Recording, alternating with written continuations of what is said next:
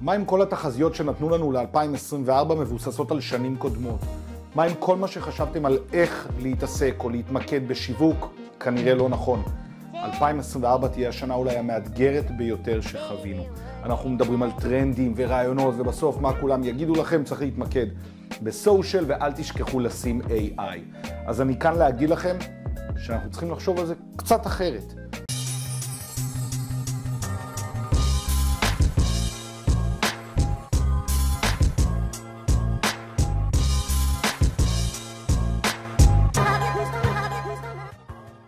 דווקא השנה ב-2024, כשאנחנו מבינים כמה דברים בשוק, טרנדים לא רק כאן בארץ, אלא בכלל בעולם, אתם צריכים לקחת בחשבון. יכול להיות שתקציב השיווק שלכם דווקא צריך להיות קטן יותר. את הכסף הזה כדאי לנתב למקום אחר. תנו לי להסביר. אנחנו רואים היום בכל העולם קיטון, בין אם זה מלחמות, המצב, כלכלה, אינפלציה. אלפי חברות הייטק עומדות לסגור בעולם. זה ישפיע על כל אחד, בין אם יש לכם סטארט-אפ כזה או אחר ואתם צריכים לגייס, לבין אם יש לכם מסעדה קטנה באזור שבו הסטארט-אפ הזה צריך לאכול. כולנו צריכים לחשוב טוב יותר על כל שקל שאנחנו יכולים להוציא. אבל מה שיקרה עכשיו הוא שכולנו נגיד, אז מה הבעיה? נגדיל את תקציבי השיווק, יבואו יותר לקוחות. לא ככה בהכרח צריך למקסם. דווקא ב-2024 אני מאמין שאנחנו עושים טעות. הגישה היא לחתוך את התקציב, תיקחו 40%, 50%, 60% מהתקציב, נתבו אותו למקומות אחרים. אבל לאן אני צריך לנתב? שאלה מדהימה. בואו נתמקד בשלושה דברים בסשן הזה, בסדר? הדבר הראשון הוא כל מה שקשור ל-Customer Journey, חוויית הלקוח. הדבר השני שאנחנו צריכים הוא Customer Support. מהו השירות שאנחנו נותנים ללקוחות כשיש תקלה או בעיה כזו או אחרת.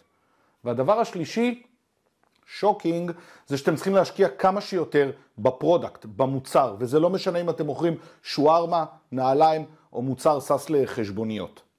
אלו הם שלושת האלמנטים שלדעתי כולנו צריכים להשקיע בהם יותר השנה. תראו, אנחנו מדברים לאורך השנים האחרונות הרבה מאוד על כל מה שקשור לניוזלטרים וכמה חשוב להחזיק את הדאטה. למה כל הדבר הזה התחיל? כי ביום אחד, ביום בהיר, קמה החברה, רשת חברתית כזו או אחרת, ואומרת, חלס, אנחנו רוצים להגביל, אנחנו רוצים לסגור. מה גיליתם יום אחד? שלא החזקתם את הדאטה, הלקוחות שלכם לא היו שלכם, הם היו שייכים למישהו אחר. אז אמרו לנו, תחזיקו את הניוזלטרים, תמכרו להם, תיקחו את האימייל ותוכלו לדבר אליהם כמה שאתם רוצים. ב-2024 אנחנו מאמינים או רואים איזשהו טרנד בו הרשתות החברתיות, פייסבוק ואינסטגרם, ביחד, טיקטוק כבר עושים בדיקה, כנראה יצטרכו לעשות שני דברים. האחד הוא הם יעשו ניסיונות לגבות כסף ולסגור את האקוסיסטם שלהם. המצב הזה אומר שאם הם גובים $14 עכשיו עושים בפיילוט כזה או אחר בפייסבוק, שאנחנו בעצם לא נראה את הלקוחות האלו. כל מי שישלם יקבל את אותו המוצר בלי פרסומות. רעיון לא רע, אני הייתי מוכן לנסות את זה. איפה הבעיה מתחילה? שמאותו רגע 100% הלקוחות שאליהם אתם תרצו לפרסם, הם לא בעצם 100 לקוחות, הם 100% מהלקוחות שנותרו ולא משלמים. כל המידע הזה נעשה מלוכלך. יכול מאוד להיות שדווקא הלקוחות שאתם רוצים ואתם מחפשים לא נמצאים. אז מה יקרה? אנחנו נשלם הרבה יותר כסף כדי לקבל את אותו שירות, אבל הוא יעלה יקר ולא בהכרח נגיע לקהל שרצינו. אז אם הדבר הזה קורה, אנחנו חוזרים חזרה לזה שאנחנו חייבים להחזיק את המידע. אנחנו חייבים להחזיק את הקהל ואת הלקוחות שלנו אצלנו. אני לא יכול להרשות יותר לחברות האלו לעשות את הדברים. אני לא יכול לתת להם להחזיק את המידע שלי. שזה אחלה. איפה הבעיה הזו מתחילה? שאם אני מחזיק בלקוחות ואני מחזיק במידע, אני צריך לדעת לתקשר או לדבר איתם. Customer Journey, חוויית הלקוח, הוא הדבר הגדול או המשמעותי ביותר שבו אנחנו צריכים היום להתמקד מהסיבה הפשוטה. בכל פעם שלקחתי $1 וזרקתי אותו לפלטפורמה, $1 הזה לא יחזור אף פעם. הוא יכול להביא לקוח או לא, אחר כך אני צריך לדבר עם הלקוח. אני צריך להזין את המכונה הזו, את המפלצת, ולממן כל הזמן קמפיינים. מה היה קורה אם הם לוקחים חלק מתקציב השיווק הזה, ואומרים בואו נשקיע אותו במיילים שאנחנו שולחים, בחוויית הלקוח, בכל שלב שבו אנחנו מדברים עם הצרכן שלנו. למה זה קריטי, אתם שואלים? כי כאן אפשר לעשות צמיחה אקספוננציאלית לאורך זמן. אם אני אתקן בכל שלב, מהשלום, ברוך הבא ותודה שהצטרפת, למהי ההצעה שאני יכול לתת, לאיך אני מתקשר עם הלקוח. דרך אגב, גם איך אנחנו מתקשרים לקוח כשיש בעיה, אבל תכף ניגע בזה. במסע הלקוח שווה לכם לפרוט את כל נקודות הממשק שיש לכם, ואיך אתם הופכים כל חוויה כזו לחוויה מדהימה. מלון בארצות הברית, ב-LA אם אני לא טועה. הוא נבחר שנים למלון הטוב ביותר בדירוגים של טריפאדוויזר. עכשיו זה מעניין כי הוא לא מלון הכי טוב, הוא לא מלון 5 כוכבים, והוא לא המלון הכי מדהים. הוא המלונות האלה, אתם מכירים בארצות הברית שאנחנו תמיד רואים בסרטים, שיש בריכה עם גדר באמצע, אז משהו כזה, כמו איזה מוטל. ולמה זה מדהים? ולמה הם מדורגים? לא בגלל המלון, ולא בגלל המתקנים שלו, ולא בגלל הבריכה. יש להם משהו כזה שנקרא פופסטיקל הוטליין. אפשר לגשת לטלפון ליד הבריכה, להרים את הטלפון, ומישהו עונה פופסטיקל הוטליין. זה הקו החם לקרטיבים אם תרצו. אפשר להזמין קרטיב. ויגיע מלצר ללא עלות, ויפתח את מגש הכסף, ויגיש לכם את הקרטיב שלכם. איזה חוויה, איזה רגע. האם לכם יש רגעים כאלה במוצר שלכם, בשירות שלכם? אם לא, תשקלו את זה שוב. בשבילי זה כשאני מגיע לקפה בבוקר, ויש את הכוס עם השם שלי, ומישהו יודע איך קוראים לי, ומישהו יודע איזה קפה אני שותה. דרך אגב, אני מאוד מעריך גם שאומרים לי, היי, מה המצב ניר? אין לנו את הקפה שאתה אוהב. תבוא ביום אחר. לא בייסו אותי, אמרו לי, תקשרו איתי. כשאתם מסתכלים על חוויית הלקוח, דווקא במקומות שבהם אתם יכולים לכתוב, שווה לבדוק האם השפה שבה אתם משתמשים היא עקבית. האם מי שאתם אומרים שאתם, איך אתם מדברים, איך אתם מתנהגים. כן, אני מדבר מהר. כן, בהרצאות שלי בחול, אני נוטה לקלל. זה חלק מהשואו. בואו, לספר קוראים Fuck the Slides, אין הרבה מה ללכת מסביב. חלק מהעניין. כשאנחנו מסתכלים על העולם תוכן הזה, יש המון מה לעשות. למה זה מעניין? כי אתם יכולים להשתמש בתקציב השיווק שלכם, להיעזר בכותב תוכן, להגדיר טוב יותר את שפת המותג. זה יעלה פחות, זה ישרת אתכם יותר זמן, וזה יגדיל את העסק באופן עקבי. כל לקוח יקבל חוויה טובה יותר. מה יקרה? כל לקוח ירצה להישאר. הדבר השני שאני מאמין שכולנו חייבים להשקיע בו הרבה מאוד זמן ב-2024, וכן, הוא מצריך חלק מהתקציב שלכם, אז מתקציב השיווק לכאן, הוא דווקא הנקודה הזו של מהו השירות שאתם נותנים ללקוחות. שנים עבדתי בחנות סקיפס, הרבה מכם אולי מכירים, ובמשך שנים אחד מהשירותים שהיינו מציעים הוא תיקונים לכל החיים. כשאתם נוסעים לחו"ל אין כזה דבר, זה לא קיים. לא יתקנו לכם את הרצועה בחינם. בחנות הזו היו עושים את זה. הדבר הוביל לזה שאנשים הרגישו בנוח לדעת שכדאי לקנות, כי אם הרצועה עולה 40 או 50 שקלים, תמיד יהיה לאן לחזור ולקבל אותה ללא תשלום. מהו השירות שאתם נותנים היום ללקוחות שלכם כשיש בעיה, כשיש תקלה? לפני כמה שנים בחברת תעופה הייתי צריך לשנות את הטיסה, זה היה דחוף.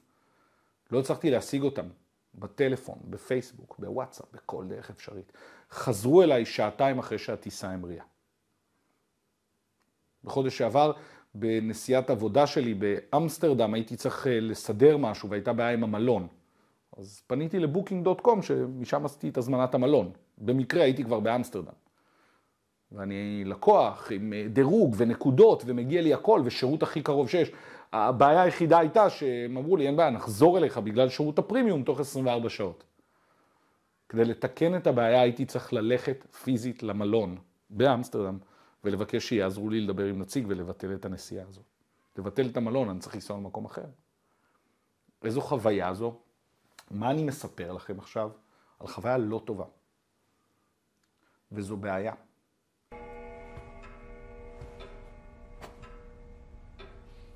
Is there a problem here, Ray?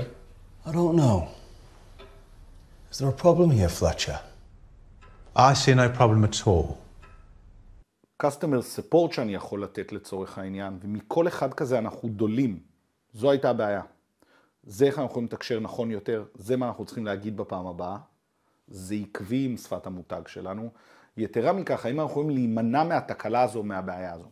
האם אנחנו יכולים לשים את התהליך הזה באוטומציה כזו או אחרת? האם אנחנו יכולים לסחור שירותים של חברה אחרת? האם אנחנו צריכים להביא מישהו אחר שיטפל בבעיה הזו? חברת צד ג' להעסיק עוד אנשים. נכון, יכול להיות שזה חלק מתקציב השיווק שגזרנו. איפה זה בא לידי ביטוי? עוד מאוד יכול להיות שזה גורם לנו לחשוב על, וזו הנקודה השלישית, המוצר. פאקינג, תתמקדו במוצר שלכם, חבר'ה. אם אתם יכולים לשפר את החוויה הזו בכל פעם קצת יותר, זה יעשה לכם המון.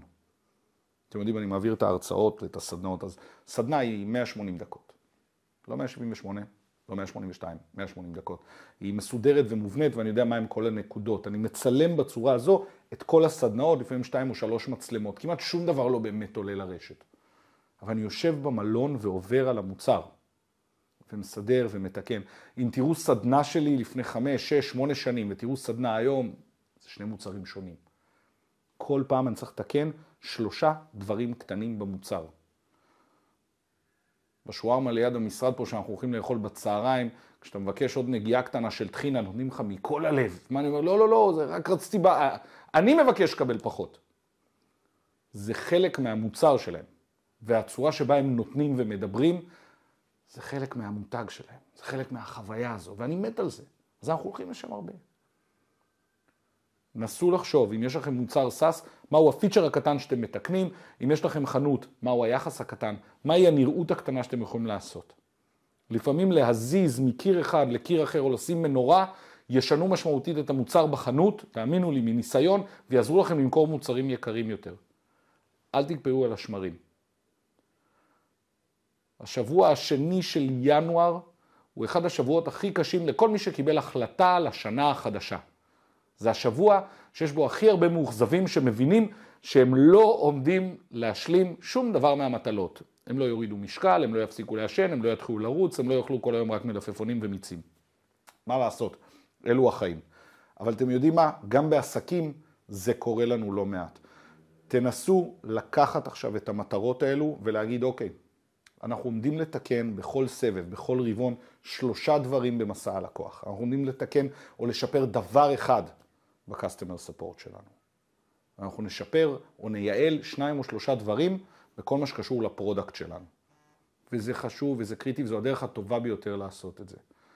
ואני יודע שאתם עומדים לצעוק עליי עכשיו, אבל מה עם ה-AI? חייבים AI? נכון, חייבים AI. תראו, AI היה כל הזמן, פשוט עכשיו יש הרבה יותר מומחים שמדברים איתנו על AI, וכמה זה חשוב. אבל מה עושים עם זה בפרקטיקה? איך הדבר הזה נראה כשאנחנו באמת צריכים לעשות את זה בצורה הכי חשובה או הכי נכונה?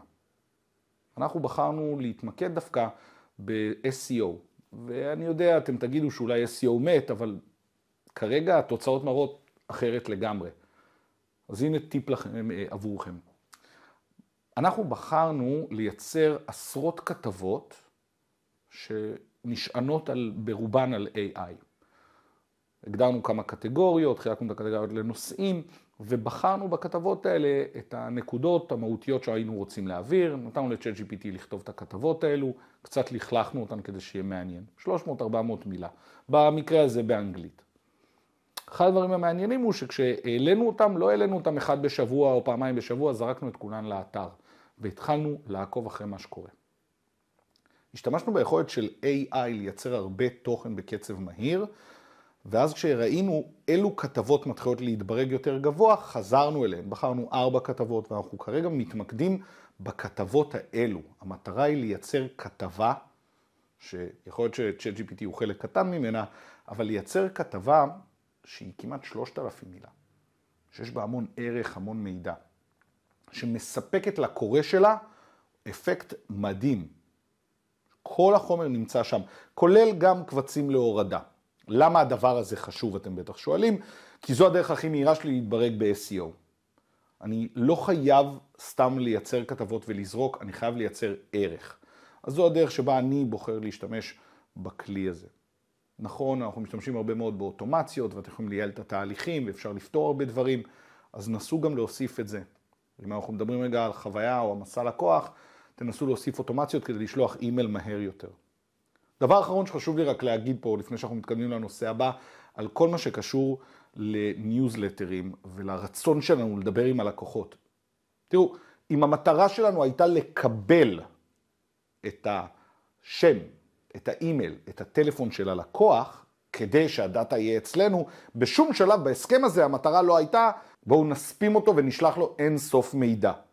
אתם לא צריכים לשלוח לי 3 פעמים בשבוע הודעה על 50% הנחה, זה לא רלוונטי ולא מעניין. תדברו איתי, תעדכנו אותי, תספרו לי, תיידעו אותי, יש הרבה דרכים לעשות.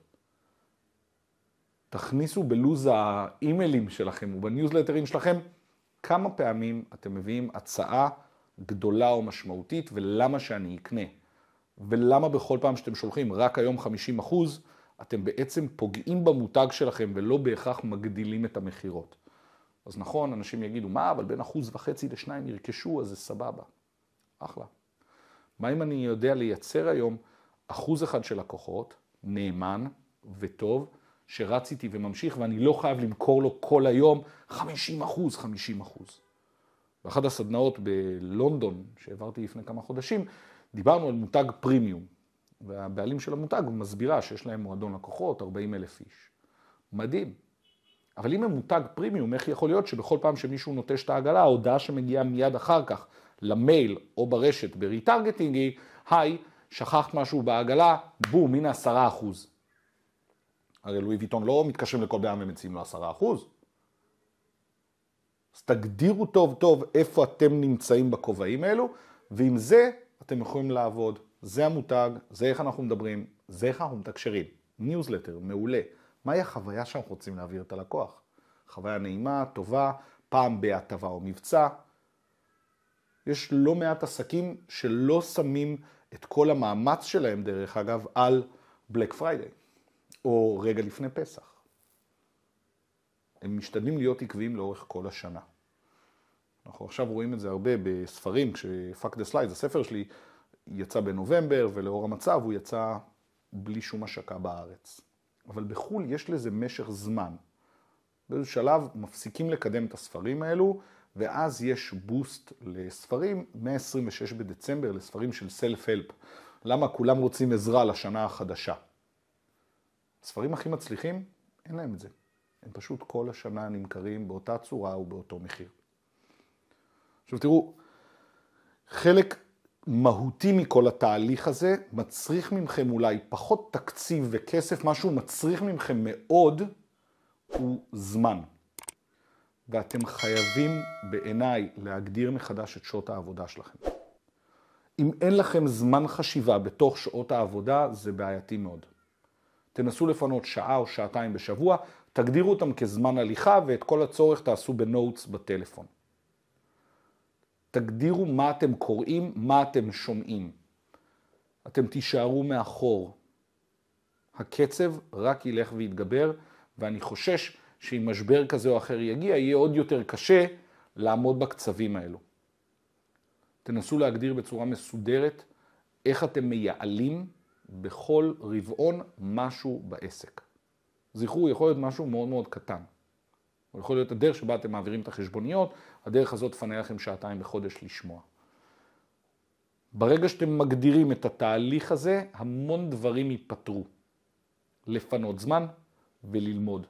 אם לא, אנחנו נהיה לא רלוונטיים. וזה חל גם עליי, כן? אני יושב פה במשרד ואני קורא שעות. אני בטיסה, אני שומע פודקאסטים שאני מוריד לפני. למה? זו הדרך שלי להישאר רלוונטי. שנה האחרונה הייתי ב-40 לוקיישנים בעולם. אנשים הם אנשים, כולם הם אותו דבר. האנשים שמצליחים להתבלט הם אלו שמבינים רגע את מה עומד לקרות. הם אלו שמזהים הזדמנות, הם אלה שמשפרים כל הזמן משהו קטן. אל תקפרו על השמרים ותזכרו, בסוף זה הכל אתם. אם אתם עובדים, אם אתם מנהלים, אם אתם בעלים, אתם היזמים, זה אתם. ככל שאתם תשתפרו, העסק ישתפר. תטמיעו לתוך העסק את תהליכי העבודה. במה שנוגע לשיווק, תנסו לצמצם את התקציבים ולעבוד חכם. אתם יודעים, יש לנו פה, לא יודע, איפשהו פה, יש פה גרב כזה. לפני כמה שנים, כשרצינו לעשות את הניוזלטר של סטריטווייז, אחד הדברים המעניינים היו שלפרסם כל פעם ברשת, עלה כסף, נכון? אבל מה הבעיה? שלהביא ליד טוב, עולה לי $1, 2, 3, ומה עם הלידים הלא טובים שנרשמו $1 ועזבו? כשמחשבים את כל הממוצע, יכול לעלות לנו 80 שקל להביא 10 לידים טובים, 90 שקל להביא 10 לידים טובים, אבל הגרביים עלו פחות $10. הם אחלה גרביים. אז מה שעשינו בעצם הוא להציע לאנשים ריפרל. תביאו לצורך העניין, 10 אנשים, תקבלו זוג גרביים, תביאו 25, תקבלו טישרט. עד היום כשאני מסיים הרצאות של Fuck the Slides בכל העולם, השאלה הראשונה היא איפה קונים את החולצה. מצחיק, הייתי צריך להוציא ליין של חולצות במקום 2 לשבת ולכתוב ספר, אבל זה כבר בווידאו אחר. אתם יכולים לחשוב על מה אתם נותנים אקסטרה. תזכרו, תמיד עדיף לתת את הכסף ללקוח במקום לפלטפורמה. תמיד עדיף לתת את הכסף ללקוח במקום לפלטפורמה.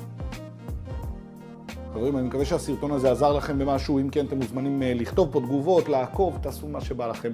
זו פעם ראשונה שאני עושה סרטון מהסוג הזה, אני מקווה שזה עזר לכם, אני מקווה שנהנתם, ואם בא לכם משהו, אתם צריכים משהו, אתם סופר מוזמנים לדבר איתי ואני אייצר לכם עוד סרטונים. אני מקווה שזה עזר. אני ניר זווארו, ברוכים הבאים לסטריט ווסט כמו תמיד, ואנחנו נתראה בסרטון הבא.